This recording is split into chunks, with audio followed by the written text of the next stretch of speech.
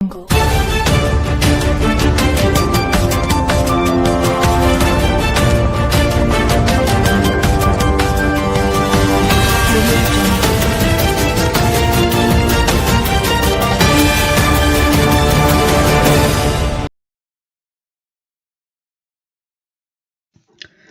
ದೊಡಮನಿಯವರ ಸಾಹಿತ್ಯದಲ್ಲಿ ಕರುನಾಡ ರತ್ನ ನ್ಯೂಸ್ಗೆ ಸ್ವಾಗತ ಸುಸ್ವಾಗತ. ನವೆಂಬರ್ 7ರಂದು ಡಾಕ್ಟರ್ ಚನ್ನಬಸವ ಶ್ರೀಗಳ ಪ್ರಥಮ ಪುಣ್ಯಸ್ಮರಣೆ. ಹೌದು, ಜಮಖಂಡಿಯ ಲಿಂಗೈಕ್ಯ ಡಾಕ್ಟರ್ ಅಭಿನವ ಚನ್ನಬಸವ ಸ್ವಾಮಿಗಳ ಪ್ರಥಮ ಪುಣ್ಯಸ್ಮರಣೋತ್ಸವ ನವೆಂಬರ್ 7ರಂದು ಓಲೆಮಠದ ಆವರಣದಲ್ಲಿ ಜರುಗಲಿದೆ ಎಂದು ಓಲೆಮಠದ ಆನಂದ ದೇವರು ಹೇಳಿದರು. ಪ್ರಥಮ ಪುಣ್ಯಸ್ಮರಣೆ ಆಚರಣೆಯ ಕುರಿತು ಓಲೆಮಠದ ಸಭಾಂಗಣದಲ್ಲಿ ಬುಧವಾರ ಸಂಜೆ ನಡೆದ ಶ್ರೀಮಠದ ಸಭಕ್ತರ ಪೂರ್ವಭಾವಿ ಸಭೆಯ ಸಾನ್ನಿಧ್ಯ ವಹಿಸಿ ಅವರು ಆಶೀರ್ವಚನ ನೀಡಿದರು. ಪುಣ್ಯಸ್ಮರಣೋತ್ಸವ ನಿಮಿತ್ತ ಪೂಜ್ಯ ಶ್ರೀ ನಿರಂಜನ ಸ್ವಾಮಿಗಳಿಂದ ಅಕ್ಟೋಬರ್ 24ರಿಂದ ನವೆಂಬರ್ 6ರವರೆಗೆ ಪ್ರತಿನಿತ್ಯ ಬೆಳಗ್ಗೆ 5:30ರಿಂದ 6:30ರವರೆಗೆ ಧ್ಯಾನ, ಪ್ರಾಣಾಯಾಮ, ಯೋಗ ಕುರಿತು ಶಿಬಿರ ಮತ್ತು ಸಂಜೆ 6:30ರಿಂದ 7:30ರವರೆಗೆ ಆಧ್ಯಾತ್ಮಿಕ ಪ್ರವಚನ ಹಮ್ಮಿಕೊಳ್ಳಲಾಗಿದೆ. ಮುದ್ಯಾಬೇಳದಿಂದ ಆಗಮಿಸಲಿರುವ ಲಿಂಗೈಕ್ಯ ಡಾಕ್ಟರ್ ಚನ್ನಬಸವ ಶ್ರೀಗಳ ಮೂರ್ತಿಯನ್ನು ನವೆಂಬರ್ 7ರಂದು ಬೆಳಗ್ಗೆ 8 ಗಂಟೆಗೆ ನಗರದ ಬಸವೇಶ್ವರ ವೃತ್ತದಲ್ಲಿ ಶ್ರದ್ಧಾಭಕ್ತಿಯಿಂದ ಬರಮಾಡಿಕೊಂಡು ತಲೆಯ ಮೇಲೆ ವಚನ ಪುಸ್ತಕ ಹೊತ್ತು ಮಹಿಳೆಯರು ವಾದ್ಯ ಮೇಳಗಳೊಂದಿಗೆ ಭವ್ಯ ಮೆರವಣಿಗೆ ಆರಂಭಿಸಿ ಪ್ರಮುಖ ಬೀದಿಗಳಲ್ಲಿ ಸಾಗಿ ಬಂದು ಓಲೆಮಠಕ್ಕೆ ತಂದು ಮೂರ್ತಿ ಪ್ರತಿಷ್ಠಾಪನೆ ನೆರವೇರಿಸಲಾಗುವುದು. ನವೆಂಬರ್ 7ರಂದು ಬೆಳಗ್ಗೆ 10 ಗಂಟೆಗೆ ಗದುಗಿನ ತೋಟದಾರ್ಯ ಸಂಸ್ಥಾನ ಮಠದ ಡಾಕ್ಟರ್ ತೋಟದ ಸಿದ್ದರಾಮ ಸ್ವಾಮೀಜಿ ಸಾನ್ನಿಧ್ಯದಲ್ಲಿ ಧರ್ಮಸಭೆ ನೆರವೇರಲಿದೆ ಎಂದರು. ನಂತರ ಮಹಾಪ್ರಸಾದ ಜರುಗಲಿದೆ ಎಂದರು. ಹುಣೂರಿನ ವಿಶ್ವನಾಥ ಶಾಸ್ತ್ರಿಗಳು ಸಾನ್ನಿಧ್ಯ ವಹಿಸಿ ಮಾತನಾಡಿ, ಅನ್ನ, ಅರಿವು, ಆಶ್ರಯ ನೀಡಿ ತ್ರಿವಿಧಿ ದಾಸೋಹಗಳೆನಿಸಿದ ಡಾಕ್ಟರ್ ಚನ್ನಬಸವ ಶ್ರೀಗಳ ಪುಣ್ಯಸ್ಮರಣೋತ್ಸವ ಒಂದು ಪವಿತ್ರ ಕಾರ್ಯವಾಗಿದೆ. ಓಲಿಮಠದ ವೈಭವ ರಾಜ್ಯಾದ್ಯಂತ ಪರಿಸಲು ಶ್ರೀಗಳ ಕಾರಣರಾಗಿದ್ದರು ಎಂದು ಆಶೀರ್ವಚನ ನೀಡಿದರು. ರವಿ ತೆಲಿ ಕಾಡುಮಾಳಿ, ರವಿ ಅಡಳಿ, ಸಿ.ಎಸ್. ಬಾಂಗಿ, ಬಿ.ಎನ್. ಗಸ್ತಿ, ಶ್ಯಾಮರಾವ್ ಘಾಟ್ಗೆ, ಕೆ.ಕೆ. ತುಪ್ಪದ್, ರಾಜೇಶ್ ಸಾಬ್ ಕಡ್ಕೋಳ್, ಸದಾಶಿವ ಕವಟಗಿ, ರಾಜಶೇಖರ ಅಕ್ಕಿ, ಪ್ರದೀಪ ಮಾಲಿಂಗ್ ಪುರ್ಮಠ್, ಭಾಗ್ಯಶ್ರೀ ಕೋಟೆ ತಮ್ಮ ಅನಿಸಿಕೆ, ಅಭಿಪ್ರಾಯ, ಸಲಹೆ, ಸೂಚನೆ ನೀಡಿದರು. ಎಸ್.ವೈ. ಪಾಟೀಲ್ ಸ್ವಾಗತಿಸಿದರು. ಡಾಕ್ಟರ್ ಟಿ.ಪಿ. ರೆಡ್ಡಿ ಪ್ರಾಸ್ತಾವಿಕವಾಗಿ ಮಾತನಾಡಿದರು. ಎಸ್.ಎಚ್. ಗಣಪತಿ ನಿರೂಪಿಸಿದರು. ಅಣ್ಣಾ ಸಾಬ್ ಜಗದೇವ್ ವಂದಿಸಿದರು. ನಿರಂತರ ಸುದ್ದಿಗಾಗಿ ನೋಡ್ತಾ ಇರಿ ಕರುನಾಡ ರತ್ನ ನ್ಯೂಸ್, ಜಮಖಂಡಿ.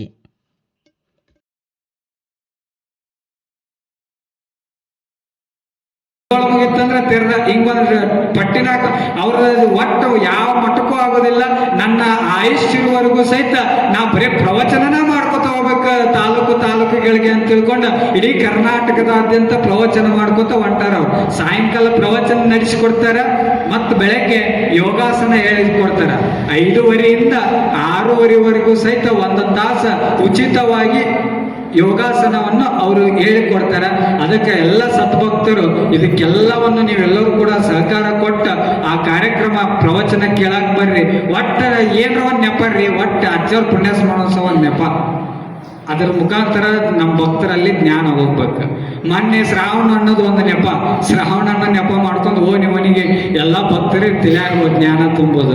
ಜಾತ್ರೆ ಮಾಡೋದು ಒಂದು ನೆಪ. ಅದರ ನೆಪದಾಗ ಒಟ್ಟು ಎಲ್ಲ ನೆಪ ತಗೊಳ್ಳೋದು, ಪ್ರವಚನ ಹಚ್ಚೋದು, ಭಕ್ತರಲ್ಲಿ ಒಳ್ಳೆ ಜ್ಞಾನವನ್ನು ತುಂಬುದ ಈ ಮಠದ ಕಾಯಕ ಅಂತಕ್ಕಂಥ ನಾವೆಲ್ಲರೂ ಸಹಿತ ಅರ್ಥ ಮಾಡಿಕೊಂಡು ಒಟ್ಟು ಆ ಪ್ರವಚನ ಕಾರ್ಯಕ್ರಮ ಮತ್ತು ಪ್ರಸಾದ ಇರಂಗಿಲ್ಲ. ಮತ್ತು ಪ್ರತಿ 8 ದಿನ ಮಾಡಿದ್ರೆ ಪ್ರಸಾದ. ಲಾಸ್ಟ್ನೇ ದಿನ 7ನೇ ತಾರೀಕು ಏನಿರುತ್ತಲ್ಲ, 7ನೇ ತಾರೀಕು ಅಜ್ಜೋರ ಮೂರ್ತಿಯನ್ನ ಅಲ್ಲಿ ವಿಜಯಪುರದೊಳಗೆ ಈಗಾಗಲೇ ಮಾಡಲಿಕ್ಕೆ ಹಾಕಿದ್ದೇವೆ. ಅವರು ತಯಾರು ಮಾಡ್ತಾರೆ. ಅದು 7ನೇ ತಾರೀಕಿಗೆ ಬಸವೇಶ್ವರ ಸರ್ಕಲ್ದಿಂದ ಓಲೆ ಮಠದವರೆಗೆ ಕೇಳ್ತದಲ್ಲ.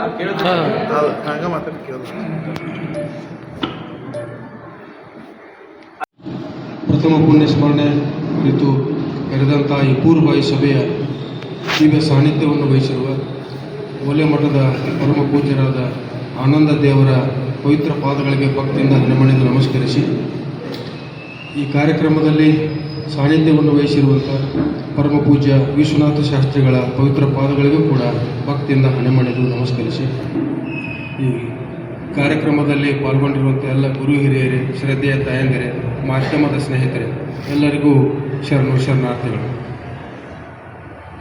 ತಮಗೆಲ್ಲ ತಿಳಿದಿರುವಂತೆ ನವೆಂಬರ್ 7ನೇ ತಾರೀಕು ಪೂಜ್ಯ ಶ್ರೀ ಡಾಕ್ಟರ್ ಚನ್ನಬಸವ ಮಹಾಸ್ವಾಮೀಜಿಯವರ ಪ್ರಥಮ ಪುಣ್ಯಸ್ಮರಣೆ ಜರುಗ್ತಾ ಇದೆ.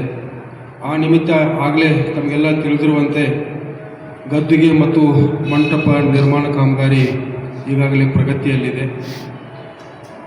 ಆಮೇಲೆ ನಾವು ಈ ನವೆಂಬರ್ 7ನೇ ತಾರೀಕಿನ ದಿವಸ ನಡೀತಕ್ಕಂಥ ಆ ಪುಣ್ಯ ಸ್ಮರಣೆ ಅಂಗವಾಗಿ ಅಕ್ಟೋಬರ್ 24ನೇ ತಾರೀಕು ಅಂದರೆ ಇದೇ ತಿಂಗಳ 24ನೇ ತಾರೀಕು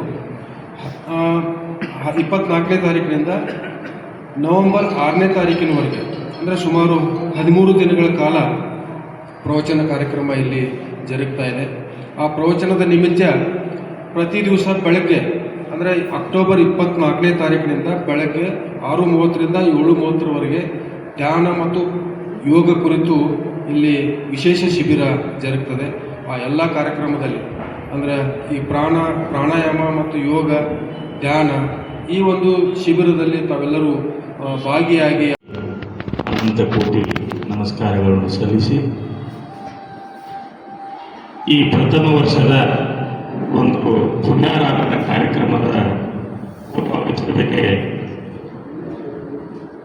ಮುಖ್ಯ ಅತಿಥಿಗಳಾಗಿ ಹಾಗೂ ಈ ಮಠದ ಶ್ರೀಗಳು ಆನಂದ ದೇವರ ಪಾದಗಳಲ್ಲಿ ಭಕ್ತಿಪೂರ್ವಕ ನಮನಗಳನ್ನು ಸಲ್ಲಿಸಿ, ಅದೇ ರೀತಿ ನಮ್ಮ ಹುಣೂರರ ಈಶ್ವರ ಶಾಸ್ತ್ರಿಯವರ ಪಾದಗಳಿಗೂ ಭಕ್ತಿಪೂರ್ವಕ ನಮನಗಳು. ಈಗ ನಾಳೆ ನಡೆಯುವಂಥ ನವೆಂಬರ್ 7ನೇ ತಾರೀಕಿನ ಕಾರ್ಯಕ್ರಮಕ್ಕೆ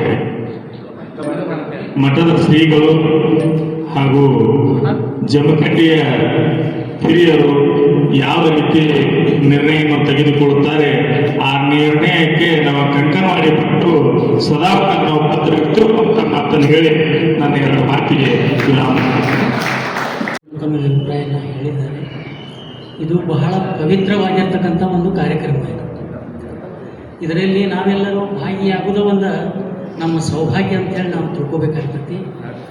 ಅದರಂತೆ ಈ ಒಂದು ಕಾರ್ಯಕ್ರಮಕ್ಕೆ ನಾವು ಎಲ್ಲ ರೀತಿಯಿಂದ ಸಹಾಯ ಸಹಕಾರ ತನುಮಣ ಧನದಿಂದ ನಾವು ಕೊಡ್ತೀವಂತೇಳಿ ತಮಗೆ ಮತ್ತು ಪೂಜ್ಯರಿಗೆ ನನ್ನ ನಿವೇದನೆಯನ್ನು ಮಾಡಿಕೊಂಡು ನನಗೆ ಮಾತನಾಡಲಿಕ್ಕೆ ಅವಕಾಶ ಮಾಡಿಕೊಟ್ಟಂಥ ಪರಮ ಪೂಜ್ಯರಿಗೆ ಮತ್ತು ಹಿರಿಯರಿಗೆ ವಂದಿಸಿ 2 ಮಾತು ಮುಗಿಸ್ತಾರೆ. ಈ ಸಮಾಜಕ್ಕೆ ತಮ್ಮದೇ ಆಗಿರ್ತಕ್ಕಂಥ ಪುಸ್ತಕಗಳ ಮುಖಾಂತರ ಜ್ಞಾನವನ್ನು ಬಿತ್ತಿದರು ಮತ್ತು ಅವರ ಅರಿವು ಆಚಾರಗಳು ಬಹುಶಃ ಎಲ್ಲವೂ ಕೂಡ ನಮ್ಮಲ್ಲಿ ಜಾಗೃತಿಯನ್ನು ಮೂಡಿಸ್ತಕ್ಕಂಥ ಕಾರ್ಯಗಳನ್ನು ಅವರು ಮಾಡ್ತಾ ಬಂದಿದ್ದರು. ಮಹಾನ್ ಪಂಡಿತರು ಅಂತಹ ಪೂಜ್ಯರ ಆ ಒಂದು ಕಾರ್ಯಕ್ರಮವನ್ನು ನೀವೆಲ್ಲರೂ ಕೂಡ ತನು ಮನ ಧನದಿಂದ ಯಶಸ್ವಿಗೊಳಿಸೋಣ ಅಂತ ಹೇಳ್ತಾ, ಪರಮ ಪೂಜ್ಯರು ಕೂಡ ಸಾಕಷ್ಟು ನಾವೆಲ್ಲ ಕಾರ್ಯಕ್ರಮಗಳನ್ನು ನೋಡಿದ್ದೀವಿ. ಭಾಳ ವ್ಯವಸ್ಥಿತವಾಗಿ ಅವರ ಕಾರ್ಯಕ್ರಮಗಳು ಇರ್ತವೆ. ಆ ರೀತಿ ಆ ಕಾರ್ಯಕ್ರಮ ಯಶಸ್ವಿಯಾಗಲಿ. ನಮ್ಮ ಬಸವ ಕೇಂದ್ರದ ಎಲ್ಲ ಸದಸ್ಯರು ಕೂಡ ಅದರ ಜೊತೆ ನಾವು ಸದಾ ಇದ್ದು ಆ ಕಾರ್ಯಕ್ರಮ ಯಶಸ್ವಿಗೊಳಿಸ್ತೀವಿ ಅಂತಕ್ಕಂಥ ಮಾತನ್ನು ಹೇಳ್ತೀನಿ. ಅವಕಾಶಕ್ಕಾಗಿ ಧನ್ಯವಾದ. ಚನ್ನಬಸವ ಮಹಾಸ್ವಾಮಿಗಳು ಮುಂದಿನ ತಿಂಗಳು 7ನೇ ತಾರೀಕಿಗೆ ಲಿಂಗೈಕ್ಯರಾಗಿ 1 ವರ್ಷ ಪೂರೈಸ್ತದೆ. ಈ ಲಿಂಗೈಕ್ಯ ಆಗಿದ್ದು ಮಣ್ಣೆ ಆದವ್ರ ಜೊತೆ ಅನ್ಸಾಗ್ತದೆ. ನಾವು 1 ವರ್ಷನ ಸಮೀಪಕ್ಕೆ ಬಂದೀವಿ. ಈ ಪೂಜ್ಯರ ಒಂದು ಸ್ಮರಣೆ ಯಾಕೆ ಮಾಡಬೇಕಂತಂದ್ರೆ, ಅವರು ಕೆಲವೊಂದು ಕನಸುಗಳಿದ್ದವು. ಅಂದ್ರೆ ಜಮಖಂಡಿ ಜಿಲ್ಲೆ ಆಗಬೇಕನ್ನುವಂಥ ಹೋರಾಟವನ್ನು ಮಾಡಿದರು. ಆಮೇಲೆ ಇಂಥ ಹಲವಾರು ಕಾರ್ಯಕ್ರಮದಲ್ಲಿ ಅವರು ಮುಂಚೂಣಿಯಲ್ಲಿ ನಿಂತು ಆಮೇಲೆ ಬಸವಣ್ಣವರ ಪುತ್ಥಳಿಯನ್ನು ಮಾಡಿದರು. ಹೀಗೆ ಹಲವಾರು ಅವರ ಕನಸುಗಳಿದ್ದವು. ಆ ಕನಸುಗಳ ಬಗ್ಗೆ ನಾವು ಪೂರೈಕೆ ಮಾಡಲಿಕ್ಕೆ ಪ್ರಯತ್ನ ಪಟ್ಟಿದ್ದೇ ಆದರೆ ಅವರಿಗೆ ನಾವು ಕೊಡುವಂಥ ಒಂದು ದೊಡ್ಡ ಗೌರವ ಅಂತ ನನ್ನ ವೈಯಕ್ತಿಕ ಅಭಿಪ್ರಾಯ. ಅದಕ್ಕೆ ಇವು ಮೂರ್ತಿಯನ್ನು ಮಾಡೋದಾಗಲಿ, ಈ ಕಾರ್ಯಕ್ರಮ ಮಾಡೋದಾಗಲಿ, ಇದು ಪ್ರತಿ ವರ್ಷ ಮಾಡ್ಕೊತ ಹೋಗೋಣ. ಆದರೂ ಸಹಿತ ಅವರ ಏನು ಭಾವನೆ, ಅವರ ಮನಸ್ಸಿನಲ್ಲಿ ಏನು ಭಾವನೆ ಇತ್ತು ಅದರ ಕಡೆ ಸಹಿತ ನಾವು ಲಕ್ಷ್ಯ ಕೊಡೋಣ ಅಂತೇಳಿ ಈ ಸಂದರ್ಭದಲ್ಲಿ ನಾನು ಇದಂಥ ಆನಂದೇವರಿಗೆ ಪಾದಗಳಿಗೆ ನಮಸ್ಕರಿಸುತ್ತಾ, ಅದೇ ಥರನಾಗಿ ಶಾಸ್ತ್ರೀ ಗುರುಗಳಿಗೆ ಕೂಡ ಅವರಿಗೆ ಕೂಡ ಪಾದಗಳಿಗೆ ನಮಸ್ಕರಿಸುತ್ತಾ, ಬಂಧುಗಳೇ, ಸನ್ಮಾನ್ಯ ಶ್ರೀ ಅಭಿನವ ಕುಮಾರ್ ಮಹಾಸ್ವಾಮಿಗಳು ಜಾತ್ಯತೀತ ಶಕ್ತಿ ಉಳ್ಳುವಂಥ ಒಂದು ಮಹಾನ್ ಮೇಧಾವಿಗಳಿದ್ದರು. ನಾನು 2005ರಲ್ಲಿ ಒಂದು ಸಮಾಜದ ಒಂದು ಸರ್ಕಲದಲ್ಲಿ ಒಂದು ನಮ್ಮ ಸಮಾಜದ ಒಂದು ಸಮಾರಂಭ ಇತ್ತು. ಆ ಸಮಾರಂಭದಲ್ಲಿ ಜಾತ್ಯತೀತ ಹಿಂದೂ ಮುಸ್ಲಿಂ ಗಂಗಾ ಜಮ್ನಾ ತಹಜೀಬ್ ಅನ್ನುವ ಒಂದು ಭಾವೈಕ್ಯತೆ ಮೂಡಿಸುವಂಥ ಮೇಧಾವಿ ಯಾರು ಇದ್ರೆ ಅದು ಮೂರ್ತಿ ಪ್ರತಿಷ್ಠಾಪನಾ ಕಾರ್ಯಕ್ರಮದ ಅಂಗವಾಗಿ ಕರೆದಂತ ಪೂರ್ವವಾಗಿ ಸಭೆಯಲ್ಲಿ ಭಾಗವಹಿಸಿದಂತ ಯಾವತ್ತು ಶರಣ ಬಂಧುಗಳೇ, ಸಹೋದರ ಸಹೋದರಿಯರೇ, ಪತ್ರಿಕಾ ಮಾಧ್ಯಮದ ಮಿತ್ರರೇ ಹಾಗೂ ಶ್ರೀ ಆನಂದ ದೇವರ ಅಡಿದವರುಗಳಲ್ಲಿ ನಮಸ್ಕರಿಸುತ್ತಾ, ಇವತ್ತು ತಾವೆಲ್ಲ ಕಾರ್ಯಕ್ರಮದ ಅಂಗವಾಗಿ ತಾವೆಲ್ಲರೂ ಹೆಚ್ಚಿನ ಸಂಖ್ಯೆಯಲ್ಲಿ ಭಾಗವಹಿಸಿದ್ದೀರಿ. ತಮ್ಮೆಲ್ಲರಿಗೂ ಕೂಡ ಈ ಮಠದ ಮೇಲೆ, ಆನಂದ ದೇವರ ಮೇಲೆ, ಮುಂಚೆ ಮೊದಲಿನ ಲಿಂಗೈಕ್ಯ ಗುರುಗಳಾದಂಥ ಚನ್ನಬಸವ ದೇವರ ಮೇಲೆ ಕೂಡ ಸಾಕಷ್ಟು ಭಕ್ತಿ ಮತ್ತು ವಿಶ್ವಾಸ ಇತ್ತು. ನಮಗೂ ಕೂಡ ಈ ಮಠದ ಮೇಲೆ ಬಹಳಷ್ಟು ಭಕ್ತಿ ಇದೆ. ನಾವು ಮುಂಚೆಯಿಂದನೂ ಚನ್ನಬಸವ ಮಹಾದೇವರ ಜೊತೆ ಒಡನಾಟಿತ್ತು. ನಮ್ಮೆಲ್ಲ ಕಾರ್ಯಕ್ರಮಗಳೊಳಗೆ ಅವರು ಭಾಗವಹಿಸ್ತಾ ಇದ್ದರು.